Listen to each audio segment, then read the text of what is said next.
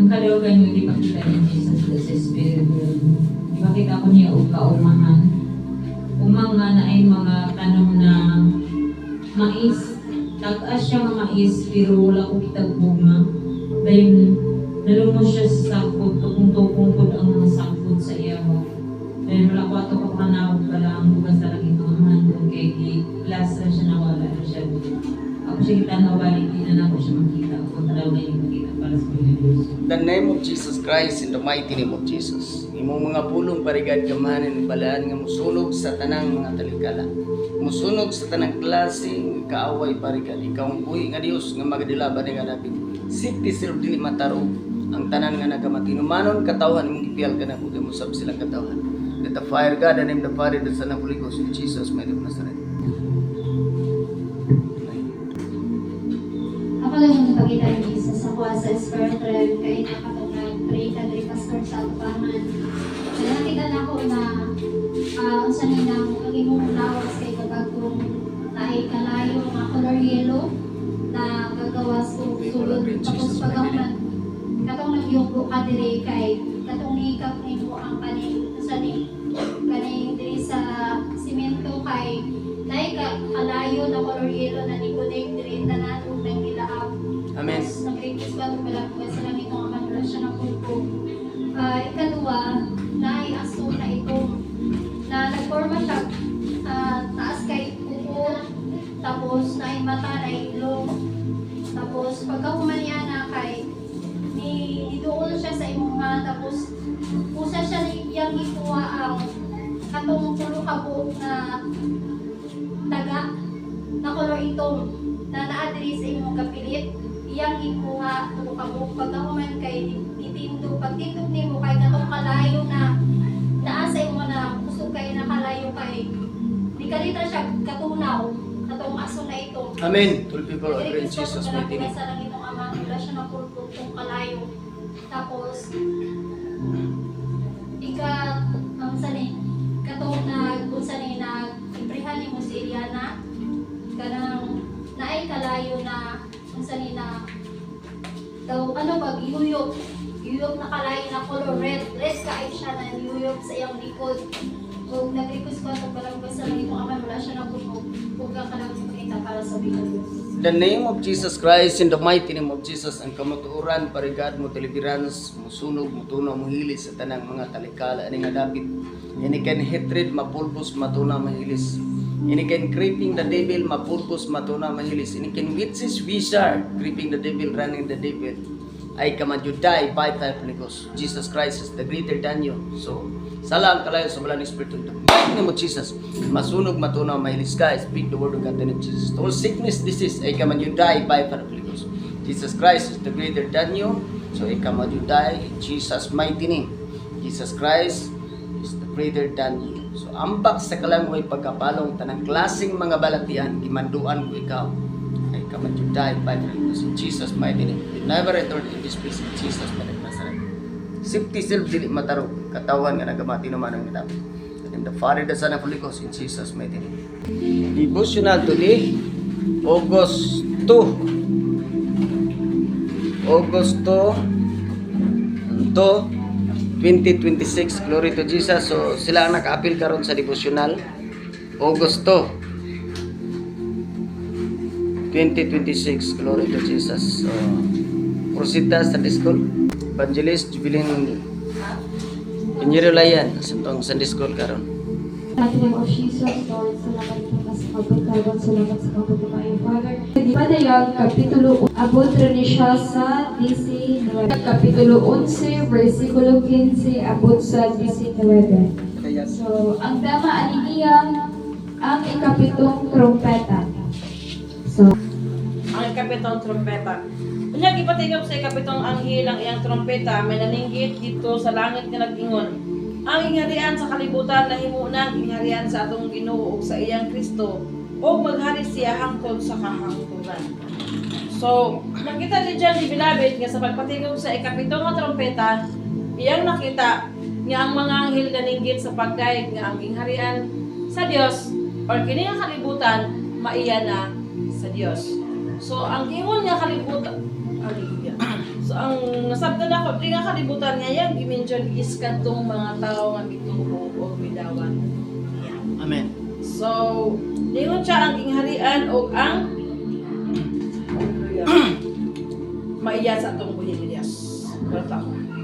Sa Kristo ug maghari siya hangtod sa kahangturan. No? So nag-entry ang pulong sa Dios nga nakita ni John the Beloved nga gipatingog sa diha nga gipatingog sa kapitong anghel ang iyang propeta, may mga nalinggit dito sa langit na nag-ingon nga ang gingharian sa kalibutan nahimo ng gingharian sa atong Ginoo ug sa iyang Kristo. Ug nag-ingon usab siya nga kanang maghari siya hangtod sa kahangturan. So, akong ihatag sa 16. Amen. Nagaingon na rin no, sa 16 na katuring 24 ka mga pangulo. Hallelujah na naglingkod sa ilang trono at tubangan sa Dios. Sila ning mga tao sa Dios sa unang panahon na nakaroon sa atubangan sa Amahan nga naglingkod dito sa iyang trono.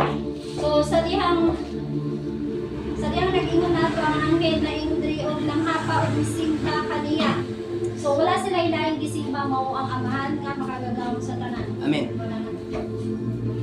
Ikapitong anghel, ang 24 nga pangulo nga ana mismo sa atubangan sa trono sa Dios, or ang mga 24 nga pangulo nga naglingkod sa ilang trono, atubangan sa Dios, mihapa o misimba sa Dios. Amen. Also, sa langit, ano na yung daghan ng mga pagsimba which is ito na natakol. And nagkain siya rin nga sa pagpatingog sa ikapitong trumpeta, ang katong 24 ka pangulo ng hapa o misimba sa tong buhi na Diyos. Amen. Sige, ang atong patayonan diri sa 17. Diyos malaming gamahalan yung mga ipapon na mga kaniyan. Kaya pasalamat kami kanina mo gamit ni mo mga iyong nakukahong isugdan mo na ang iyong paghari. May nag-ingon siya din sa iyang mga kulong na ngayon tiri nga muna na pag-abot sa buhay ng Diyos. Naghari na siya din. Ngayon ito mga katawan sa Diyos na ang Diyos karot ka niya ito banguan sa arayang manaman. Amen. Amen. So, hari. No, so, ang atong Diyos, wala siya pagkausab. Kung unsa siya kaniadto, murag gihapon siya karon. Ug murag gihapon siya sa umaabot. So kung unsa siya nga Dios, magpabilin siyang Dios ug wala siya pagkausab. Ug nagaingon diri nga sa diha man ang hapa ang 24 ka pamulog bisimba nagaingon sila nga nagpasalamat kami kanimo nga gigamit mo na ang imong dakong gahom ug isugdan mo na ang imong paghari. No? So sige, kung ipatayo na diri sa 18, akong gihatag sa 18.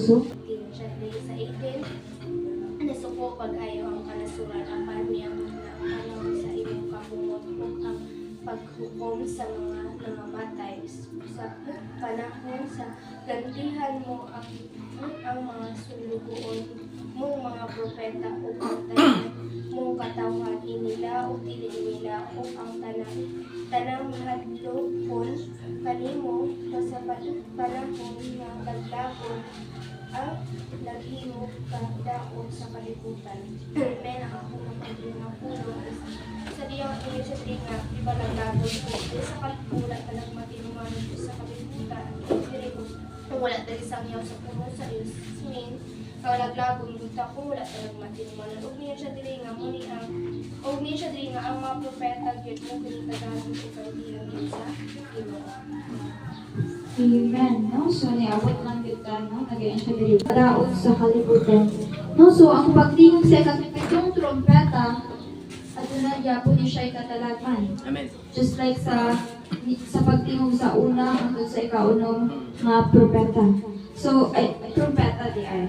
So, nagayon siya diri nga, nagayon tong 24 ka mga pangulo nga nasuko pag-ayo ang kanasuran apan niabot na ang panahon sa imong kapungot ug ang paghukom sa mga nangamatay. No, so ang kapungot sa Dios ano siya ang mga katalagman nagipahangtang nila diri sa kalibutan. Ug nagayanasab siya nga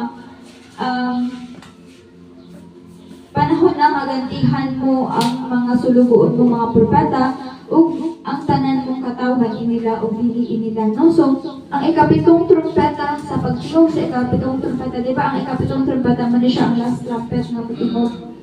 And man siya ang gaano sa caught up.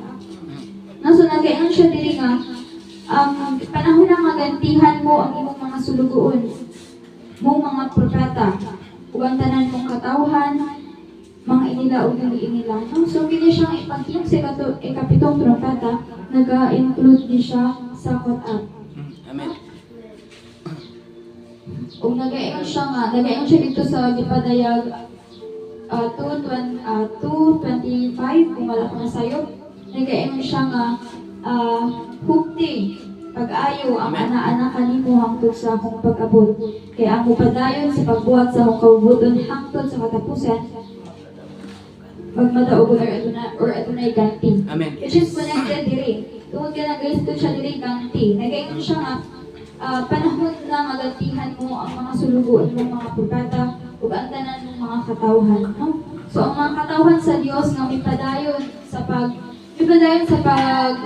pagpangalaga at taliwala sa mga so tungod kay ang pag-follow mong sa Dios, just like sa nahitabo sa uban ng mga propeta, ang uban ng mga propeta is nga nahiuna sa tuwa is wala ko sila gitarong o trato sa kalibutan. And if basta na to ang pulong sa Dios, brutal kaayo ang ilang pagkamatay. Pero nag-e siya diri nga kato at na siya ganti. Wala to ano sa Dios, siya para sa Dios. Counted accountable to tanan. So nag-e siya diri nga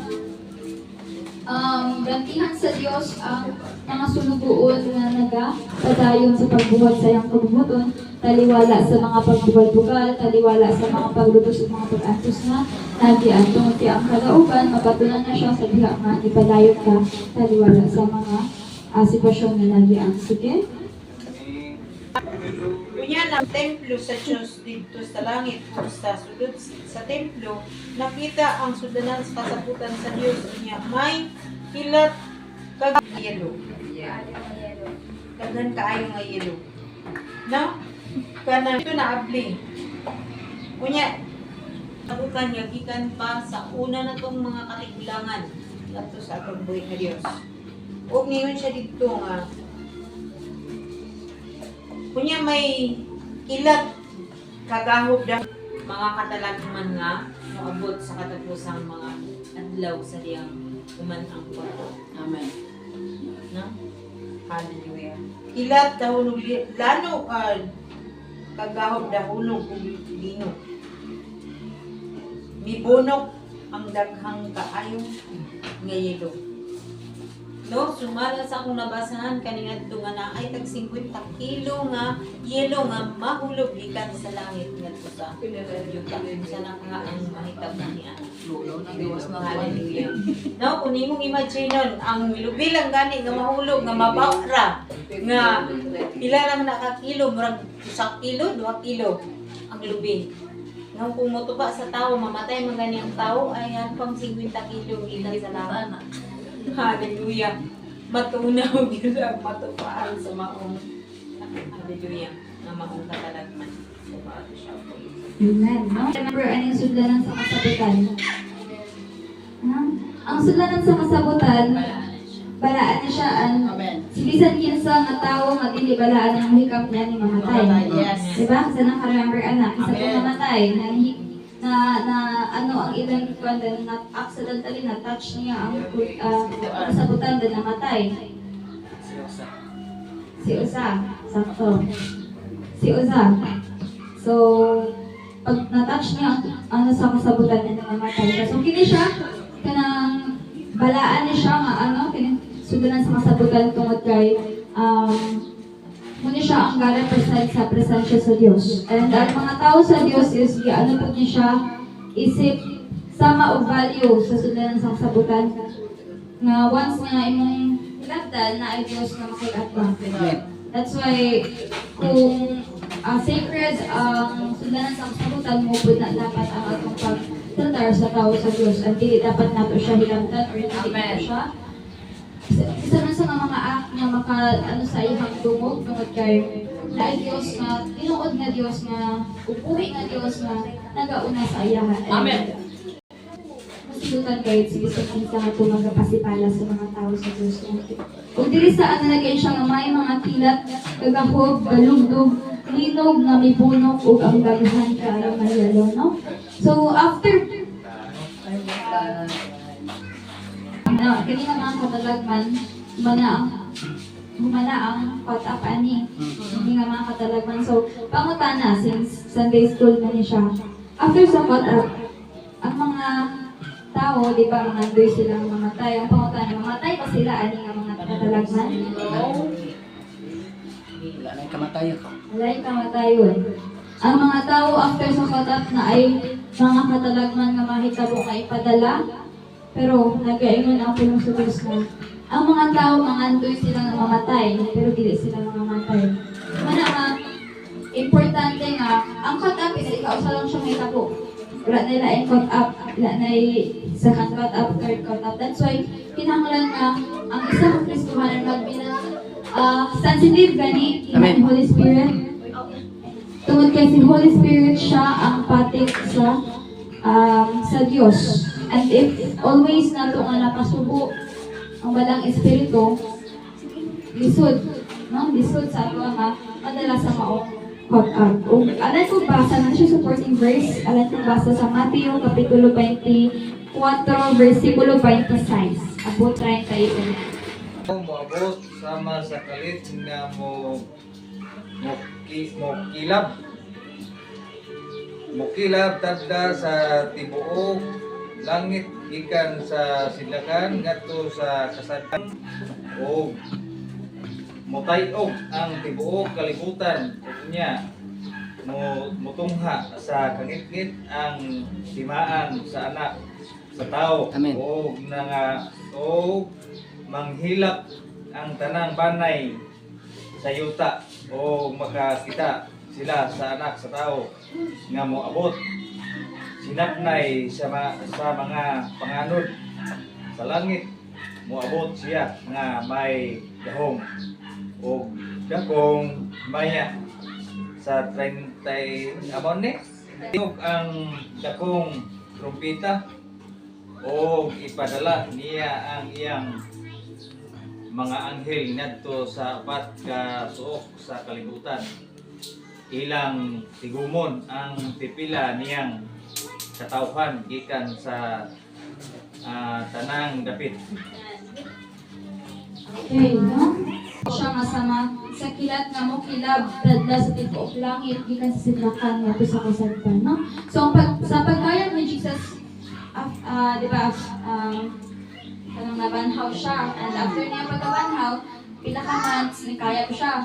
So sa ang record sa Biblia is 500 katawo ang nakita sa iyang pagkayag. Pero sa iyang pag-abot, no? Pag-abot diri tungod kay nagasaan siya nga mubalik ang yun siya, o mubalik ang yun siya, nagaingon siya nga sa iyang pag-abot, tanan nga mga mata, balaan man or dili balaan, ang kita sa iyang pag-abot. Tungod kay moabot siya nga sinapnay sa mga panganod sa langit, no? Kung basahon nato diri sa ano natin na siya nga. Unya tapos kayo sa kasakitan nato mga adlaw, tungikit ang adlaw di na modanag ang bulan mga hulugikan sa langit.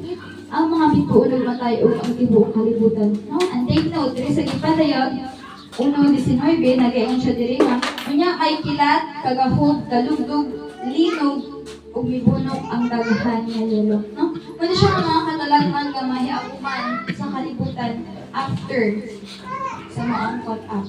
Ug wala ba ta natingalang anong mga naay manghilak diri 30. Unya utungha sa langit ang timaan sa anak sa tawo ug manghilak ang tanang banay sa yuta ug makita sila sa anak sa tawo nga moabot sinapnay sa mga panganod sa langit moabot siya nga may gahom ug dakong hinaya. So pangutan natin sa mali nga mga banay. Ang tanang banay sa yuta man daw ang muhilak. Ano manghilak man sila nga niabot naman ang Dios? Nabilin. Nabilin. Nagbasol. Nagbasol yung sa pa. Other answers. Mga banay na. Pamilya na. Isa na nga mga banay ni. Pamilya na, ang nagpagahi. O nagpating, sa kasikasan. Nagyan naman siya diri nga manghilak ang tanang banay sa yuta. hilak sa Maria. Hilak si Kagulo. Kilos ang isa magupa gitna. That's why kining mga banay nga giisdutan dire. Kamo nga naakaron dire kinsa ang inyong panon. Panon. Kinsa ang inyong panon. Kinsa ang pamilya pangutana. Nakasulti na ba ta sa atong pamilya sa kabaturan? Amen. Ha? Wala na nabilin. I'm ready. Nakasulti na ba ta? Kay ang pamilya is muna siyang atong panon. Huwag nagayon siya dili nga doon ay mga paghilak. No? So, dili man ito na magpugos ang mga gahi. Pero, ang importante is nakasultis ta sa kamaturan para dili ta mapaninggan pa niya hindi kapot sa panahon. Nga nga wala na to sila kasultian nga nga nagkulang ta sa pagsulti sa ilaha nga nakabaluman dita sa kamaturan. Nga nakabaluman dita nga na-caught up ng mabot. Nga nakabaluman dita nga na Jesus na mupalit. Anong wala ta nakasulti. No? So, nagayon siya dili nga manghilang ang kanang banay sa yuta. Siguro, sa pagbasol po niya siya. Paghilak sa pagbasol tungod kay kung ituo lang unta ko sa gisulti ni pastor or bisan kinsa nga mga pictures nga nagasulti nga adunay Dios nga mubalik no to hindi ko mangisod mo to cut up sa pagkakaroon matay na lang ang ilahang mga lula o pagyapon ni abot ang Dios. Pero remember nga ang isa ka libo ka tuig sa tuwa is isa lang kaadlaw sa Dios. No? So, again, padayon ta dili nagayon siya nga unya mo tiyog atong trompeta. Remember nga ang atong lesson is ang ikapitong trompeta. Ang pinakalas na trompeta nga motingog. Kung na siya ani sa pagtingog ani nga trompeta dira na ang konta. No, so wala ta kabalo dira na ka trompeta ang itingog, di ba? Daghan na kayo mga katalagman nga niabot diri sa kalibutan. That's why as Kristohanan kinahanglan ta pinantayon, dili ka magpatanga-tanga. No, tungod kay kinahanglan ta nga magpalimpyo sa Diyos. Tungod kay always sa admit nga makasasala jud ta. And di na to pasubon ang balang espiritu. Tungod kay ang balang espiritu na siya ang patik sa Diyos. And if best friend mo duha, kung may siya nga pamilog na, syempre makadungog ka. Pero always nimo gipasubo ang balang espiritu. Remember nga, ang balang espiritu dito siya mo pasaylo. No? So, or na ako mga taga-pasaylo. Salamat sa mga mga Lord God. Salamat din sa mga punong nga mong napagdunan o nga mong nadungog Lord God. Salamat sa mga mga salamat sa mga kayuhan nga diin nagapagilin hangtod karon Lord God. Bisan pa Lord sa pagatiman nimo sa 24 hours na mo Lord God nga pagatiman Lord. Salamat din Ginoo mo lang kami. Mahimo Dios kung wala ikaw sa mong kinabuhi Lord God. Kanunay ikaw Dios nga kanako papilin sa mong kinabuhi. Bisan pagilin dapita Ginoo akong ipangayo na nakanimo Dios. Labang Christ. Amen.